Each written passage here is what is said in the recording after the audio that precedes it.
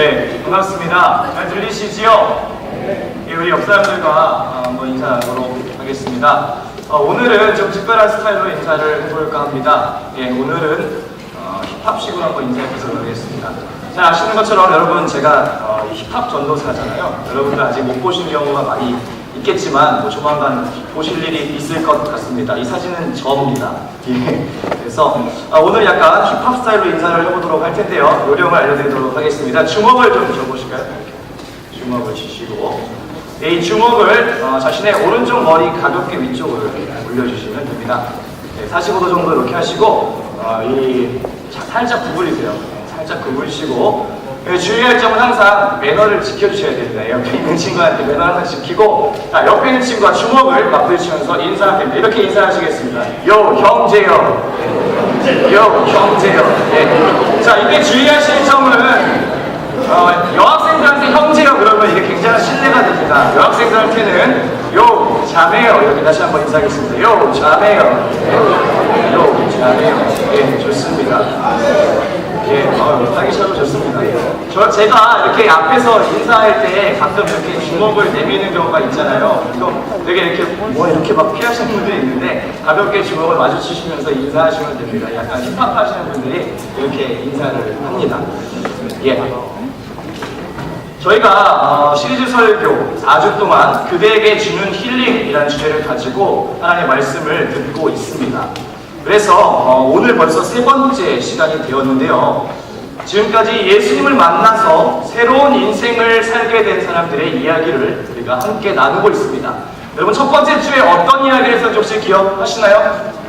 삭개오, 그렇습니다. 열등감의 문제로 고민하던 삭개오가 예수님을 만나서 그 마음의 열등감을 해결받았던 것, 그러니까 첫 주에 봤고요. 지난주에 어떤 이야기를 들었었죠? 여기 방청객들 계시네요. 예. 사마리아 여인의 이야기를 들었습니다. 외로움이라는 주제를 가지고 그 마음의 깊은 외로움의 목마름의 문제를 어떻게 해결해 주시는가에 대해서 지난주에 살펴봤습니다. 오늘은요, 절망감이라는 주제를 가지고 우리 함께 하나님의 말씀을 나눠보도록 하겠습니다. 예. 여러분 드디어 왔습니다. 예, 드디어 왔습니다. 저한테 드디어 왔어요. 궁금하시죠? 뭐가 왔을까요? 여러분, 예?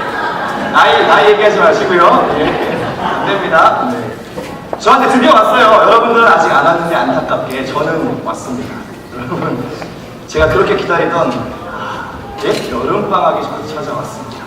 부러우시죠, 여러분? 여러분 참 시험기간에 참 이런 말씀 드리기 죄송한데 저도 여러분처럼 기말고사의 깊은 고난을 거쳐서 다시 방학을 맞이했기 때문에 너무 부러워하지 마시고 여러분도 조금만 힘내셔서 방학을 잘 맞이하셨으면 좋겠습니다. 방학을 하니까요 너무 좋은 게 많아요. 근데 그 중에 제일 좋은 건 시간이 조금 생겼잖아요. 그러니까 제가 좀 평소에 못했던 것들을 할 수가 있더라고요. 그래가지고 제가 이번 주에 뭘 했냐면 그동안에 잘 못 만났던 그 친구들을 좀 만났어요. 근데 이 친구들이 굉장히 좀 특이한 친구들이라서 여러분들께 좀 제 친구들을 좀 소개하도록 하겠습니다. 먼저 사진을 보시는 게 이해가 빠를 것 같아요. 제가 이번 주에 만난 친구들입니다. 특이하게 생겼죠? 예. 이 친구들 뭐 하는 친구들 같아요? 눈치가 빠르시네요. 힙합 하는 친구들입니다. 어디서 많이 본 분도 한 분 계시죠? 예, 왼쪽 위에 데일리의 지프라고 하는 친구는 우리가 지난번에 만났었고 전부 다 CCM 힙합을 하는 친구들입니다. 이 랩으로 힙합으로 복음을 전하겠다라고 해서 음악을 하는 친구들인데 이 친구들이 뭐 보기에는 좀 이렇게 험상궂게 생겼을지 몰라도 정말 마음의 어떤 순수함과 열정을 가지고 하나님을 전하는 친구들입니다. 저도 있는 거 보이세요? 예, 안 보이시는 것 같은데 저 왼쪽 아래에 있는 게 저입니다. 컨셉이죠, 약간 이렇게 녹음하는 컨셉. 그래서 저도 이렇게 함께 오랫동안 이 친구들하고 이렇게 사역을 하고 이렇게 공연을 통해서 믿지 않는 친구들한테도 이렇게 힙합으로 복음을 전하는 그런 일들을 하고 있습니다. 올해 여름에도 공연이 기획되고 있거든요. 나중에 혹시 기회가 되시면 함께 하시면 좋겠습니다. 제가 이 친구들 가운데서 특별하게 한 친구를 좀 더 소개하고 싶습니다. 이 친구는 굉장히 특이한 친구예요. 사진을 먼저 확대해서 보실까요? 예, 랩 네임 미스터 탑, 이름은 서종현, 직업 선교사.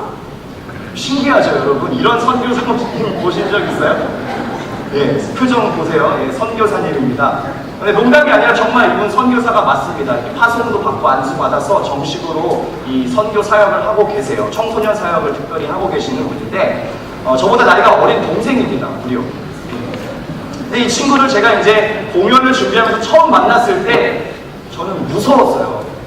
무섭게 생겼잖아요. 이 친구가 운동해가지고 몸이 막 이렇고요. 이 티셔츠 밑에 살짝 보이는 저것은 무엇일까요? 문신입니다. 이게 일부분만 보여져 있는데 사실은 이쪽으로 해서 이쪽 어깨로 다 이렇게 감싸져 있는 친구예요. 그리고 뭐 이렇게 머리도 깍두기 형님들 같이 잘랐고 이렇게 목 쪽에 보면은 또 싸우다가는 칼자국도 있고 뭐 이런 친구입니다. 제가 이 친구를 만나고 얼마나 겁이 났겠어요. 같이 예수 믿는 사람은 만난다고부터 시작해서 여러 가지 생각들이 제가 들었는데 이 친구에 대한 그런 오해를 제가 풀게 된 한 계기가 있었습니다. 이 친구가요, 자기의 이야기, 하나님을 만난 이야기를 갖고 책을 한권 썼어요. 되게 유치한 표지죠. 노란 표지에 자기 캐리커처를 이렇게 그리고 저 위에 보면은 여러분들 같은 중학생이 노스페이스를 입고 이런 자세를 이렇게 하고 있는데 내가 하나님의 꿈인 것 그게 중요해 라는 책을 썼습니다. 이 친구 하나님 만나고 자기가 변화된 이야기를 썼어요. 제가 이 책을 읽고서 이 탁이라는 친구가 정말로 하나님을 만나고 완전히 새로운 삶을 살게 됐구나 라는 걸 제가 알 수가 있었습니다. 여러분께서 보시듯이 탁이는요 굉장히 그 험난한 삶을 살아온 친구입니다. 사진만 봐도 포스가 장난이 아니죠. 예. 이 친구가 어렸을 때는요 뭐 크게 문제아는 아니었다 그래요. 그냥 이렇게 여러분처럼 뭐 초등부 때 이렇게 국민학교 초등학교 때 여러분들 이렇게 교회 가서 뭐 전도왕도 하고 뭐 이렇게 교회를 좋아하는 친구였는데 이 친구가 중학생이 되면서 키가 부쩍 커졌대요. 근데 이제 외모와 분위기가 있으니까 어른들이 이 친구에 대해서 약간 이제 편견을 갖기 시작한 겁니다. 약간 불량한 학생 아닐까, 양아치 아닐까, 약간 이런 식으로 좀 학교에서도 괜히 이유 없이 좀 더 혼나고 더 맞고 뭐 이런 취급을 받으면서 이 친구가 마음에 반항심을 가지기 시작한 겁니다. 어른들에 대한 반항심, 사회에 대한 반항심, 자기 있는 모습 그대로를 알아주지 않고 막 오해하고 편견을 가지니까 이 친구가 마음속에 점점 화가 커지기 시작했어요. 그러다 보니까 이제 이 친구가 여러 가지 모양으로 이제 그게 행동을 하게 되는데 여러 가지 사고를 칩니다. 소위 말하면 사고를 치고 문제를 일으키고 뭐 소년원에도 수십 번 왔다 갔다 하고요. 그래도 자기 안에 있는 이 화가 안 풀리니까 나중에는 자기가 돌아버렸어요. 정신병에 걸려가지고 자기가 자기를 어떻게 컨트롤할 수가 없어서 결국 정신병원에서 치료를 받는 지경까지 이르게 됩니다. 근데 이 친구가요 그 정신병동에서 하나님을 만났다라고 이 책에 기록을 하고 있습니다. 정말 아무것도 없는 그 새하얀 방에서 멍하니 앉아있다가 우연히 거기에 놓여있는 성경책을 꺼내들었다 그래요. 그러면서 정말 기도 같지도 않은 기도지만 그냥 주절주절 넋두리 하듯이 이야기를 시작하면서 정말 그 순간에 자기를 받아주시고 이해해주시는 그 하나님을 느꼈다고 해요. 그래서 그 뒤로는 이 친구가 조금씩 변화하면서 이제는 정말 선교사의 삶으로 예수님을 전하는 삶으로 그렇게 멋지게 살고 있는 친구입니다. 이 친구가 자기를 예수님을 만나기 전에 자기의 모습을 이렇게 표현해요. 자기는 쓰레기였다. 아무런 답도 없고 아무런 쓸모도 없는 쓰레기 같은 삶을 살았다고 자기가 얘기를 했습니다. 이 친구는 정말 아무런 소망도 없이 하루하루를 살았던 겁니다. 근데 예수님을 만나고 난 뒤에는 이제 그 예수님의 사랑을 전하는 사람으로 새롭게 살고 있습니다. 이 친구는요 예수님 만난 다음에 자기의 모습을요 나는 재활용 쓰레기로 하나님께 쓰임받고 있다라고 이렇게 표현했습니다.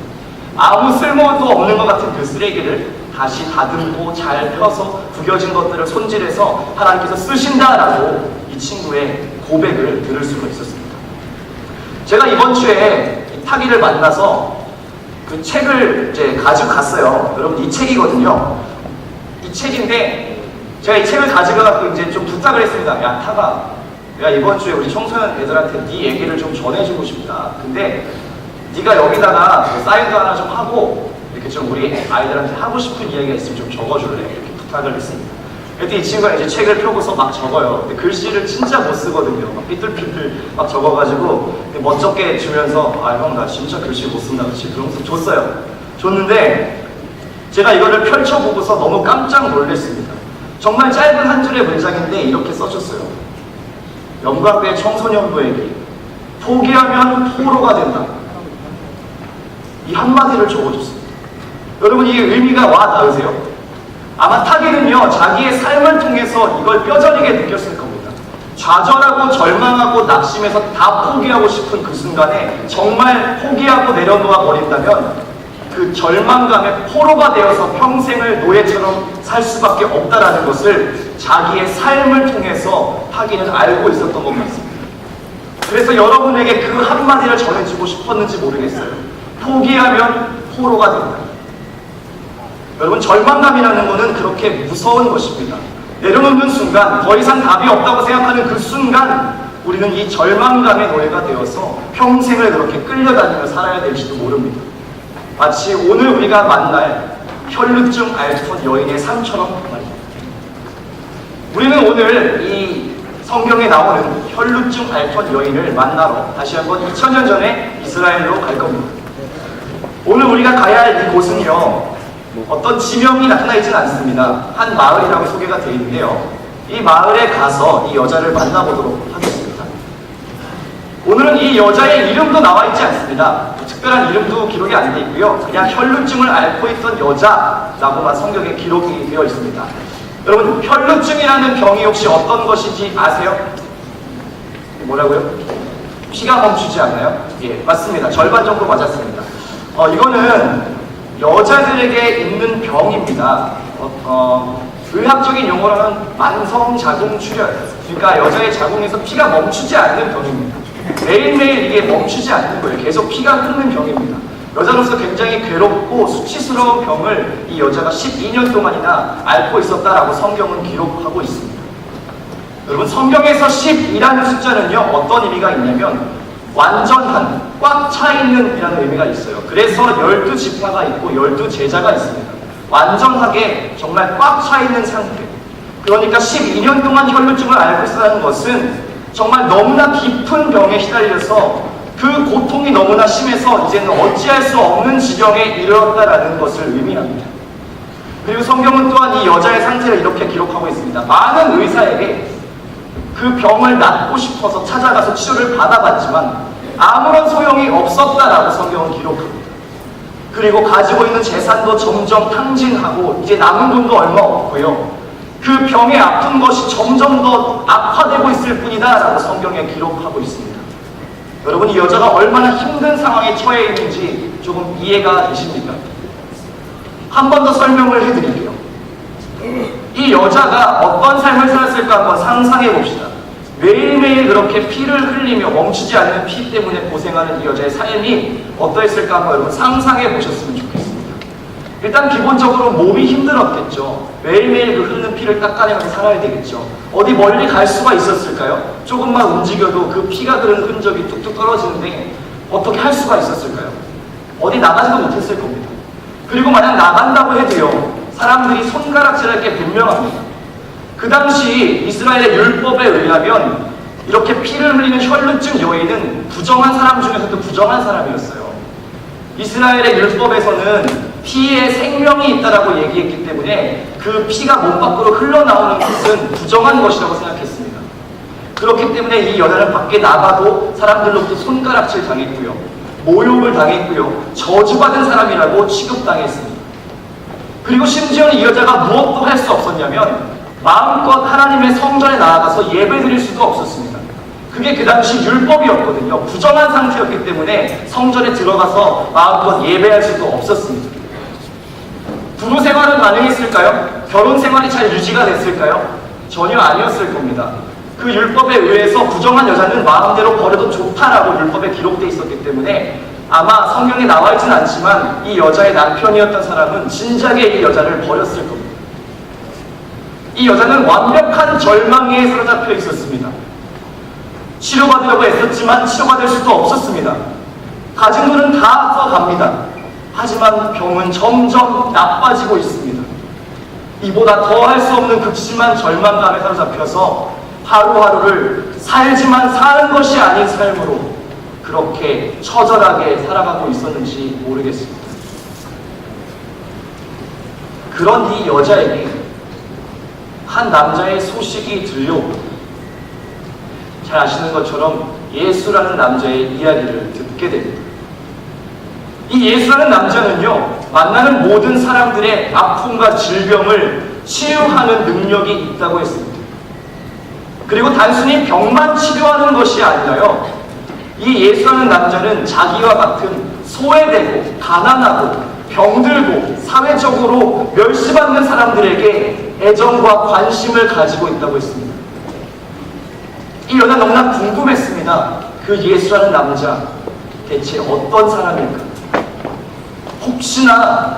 혹시나 내가 이 남자를 만난다면 내가 가지고 있는 이 해결되지 않는 문제, 모든 걸 다 해봤지만 어찌할 수 없는 그 문제 혹시 해결받을 수 있지 않을까라고 이 여자는 마음속에 생각하기 시작했어요.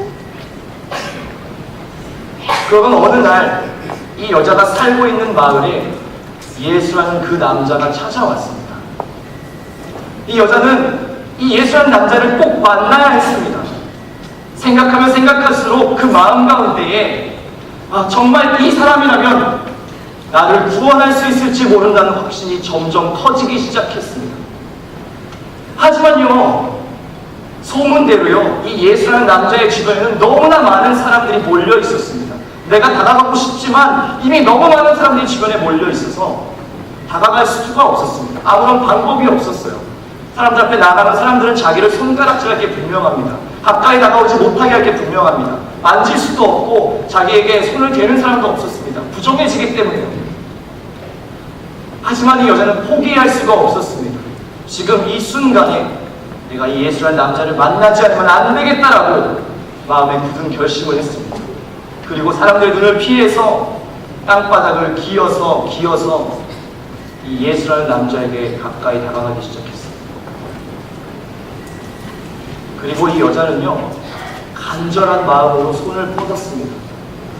내가 직접 만날 수는 없지만 이 예수님의 옷자락이라도 내가 만질 수 있다면 내가 구원받을 수 있을 거다라는 강한 확신을 가지고 이 여자는 처절하게 그 손을 뻗어서 예수님의 옷자락에 손을 댔습니다. 그 순간 어떤 일이 일어난지 아십니까? 성경에 기록된 것처럼 이 여자의 그 피 흐르는 증세가 멈췄다라고 성경에 기록되어 있습니다. 여자는 본능적으로 깨달았습니다. 자기를 12년 동안이나 그렇게 끈질기게 괴롭혀왔던 그 병의 근원이 다 치유되는 것을 여자는 알 수가 있었습니다. 여자는 너무나 놀랐습니다. 이 예수라는 남자가 도대체 어떤 사람인가. 그때 예수님께서 뒤를 돌아보셨어요. 그리고 이렇게 물었습니다. 내 옷에 손을 댄 사람이 누구냐? 근데 여러분, 이 말은요, 뭔가 짜증스럽거나 불쾌하거나 누구야 찾아내고 싶다 이런 것이 아니었습니다. 그것이 아니라 오히려 정말 그 간절한 마음으로 내 옷자락이라도 만지고자 했던 그 사람이 누군지를 내가 만나고 싶다는 인자한 목소리였습니다. 여자는 두려운 마음으로 떨면서 예수님 앞에 무릎을 꿇었습니다. 그리고 자기의 모든 이야기를 예수께 털어놓았습니다. 내가 어떤 병을 앓고 있었는지, 내가 어떤 삶을 살았는지, 내가 모든 것 다 해봤지만 이제 아무것도 소용이 없어서 내가 당신께 나왔습니다. 당신이라면 내 삶을 구원할 수 있을 거라는 마음이 있었기 때문에 내가 그 옷이라도 만지고 싶어서 이렇게 나와서 당신의 옷을 만졌습니다라고 이 여자가 고백했습니다. 그때 예수님께서 이렇게 말씀해 주셨습니다. 딸아, 너의 믿음이 너를 구원하였다. 이제 평안하게 돌아가. 여자는 너무나 깜짝 놀랐을 것입니다. 자기를 부르는 이름, 딸아라고 말해주시는 그 예수님의 음성. 지금까지는 아무도 자기에게 그렇게 부르지 않았습니다. 저주받은 여자, 더러운 여자, 부정한 여자라고 손가락질하고 삿대질했지만 예수님께서는 딸아, 그 부드러운 목소리로 너의 믿음이 너를 구원했다. 이제 평안하게 돌아가도록 해라. 그렇게 예수님께서 말씀해 주셨습니다. 이 여자는 단순하게 몸을 치료받은 것뿐만이 아니라 자기의 그 모든 삶의 문제와 가지고 있던 모든 절망의 문제들까지를 해결받았던 것입니다. 여러분의 삶을 생각해 보셨으면 좋겠습니다. 여러분들께도 그러한 여러 가지 절망의 문제, 해결되지 않은 답답한 것들, 생각하면 너무나 마음이 답답한 것들이 있을 줄 압니다. 여러분, 학교 공부를 생각하면 답답할 때가 있죠.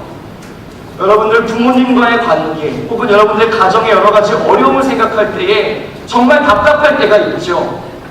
친구 관계 때문에 생긴 문제들, 그리고 내 미래와 내 꿈을 생각했을 때 너무나 답답하고 두렵고 어떻게 해야 될지 모르겠다는 그런 절망적인 마음이 들 때가 여러분 있을 거라고 생각합니다. 여러분, 저도 그랬거든요. 저도 그런 삶을 살았었거든요. 여러분들 나이대에 저도 그런 마음이 많이 들었었던 것 같습니다. 이런 삶을 살아야 하다니, 내가 나중에 뭘 할 수 있을까? 저도 그런 생각을 하면서 이런 절망에 살았었던 것 같습니다. 여러분은 더 할 것 같아요. 요즘 더 힘들잖아요. 여러분들 살고 있는 세상이, 여러분들이 해야 될 일들이 더 무겁잖아요. 이해합니다. 여러분들 그런 생각 할 수 있다는 거 이해합니다. 하지만요, 여러분, 도전하고 싶습니다. 여러분, 정말로 다 끝났습니까? 여러분, 정말로 많은 것들 다 해봤지만 이제 정말 아무것도 할 수 없다고 생각하십니까? 아니요, 저는 그렇게 생각하지 않습니다. 여러분들 많은 것들을 다 부딪혀보고 도전해봤지만 이제 어쩔 도리가 없다라고 생각할지 모르시지만, 아니요, 여러분이 아직 하시지 않은 것이 한 가지 있습니다. 그것은요, 여러분께서 하나님 앞에 나아가서, 우리 주님 앞에 나아가서 정말 내가 그 주님의 옷자락에도 붙잡겠다고 하는 그 간절함으로 나아가서 주님 앞에 손 뻗어 보셔가는 겁니다. 여러분, 아직 그것을 하지 않으셨다면 우리에게 아직 한 가지 희망이 남아있는 것입니다. 여러분, 다 끝났습니까? 아니요, 저는 그렇지 않다고 말할 수 있습니다. 하나님께서 끝내시기 전까지는 아무것도 끝나지 않습니다.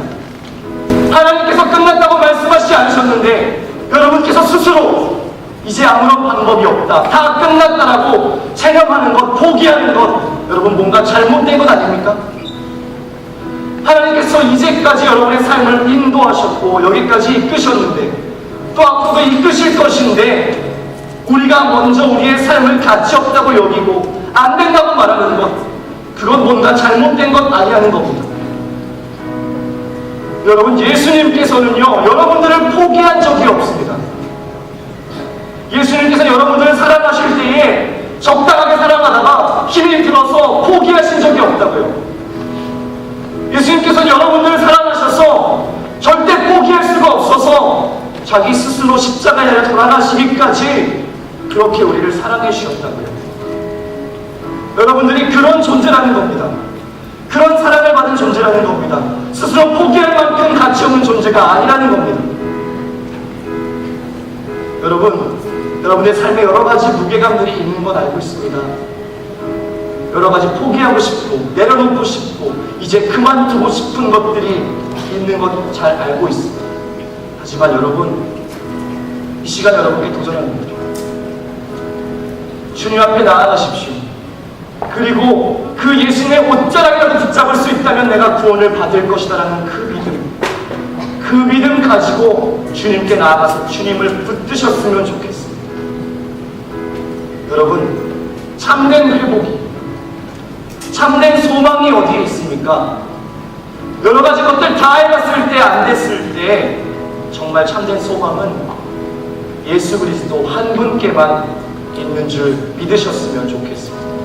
여러분께서 다른 어떤 것이 아니라 주님을 통해서 그 모든 절망과 고통들을 이겨내시고 승리하시고 다시 한번 힘차게 일어날 수 있는 그런 우리 청소년 보지체들이 되기를 축복합니다.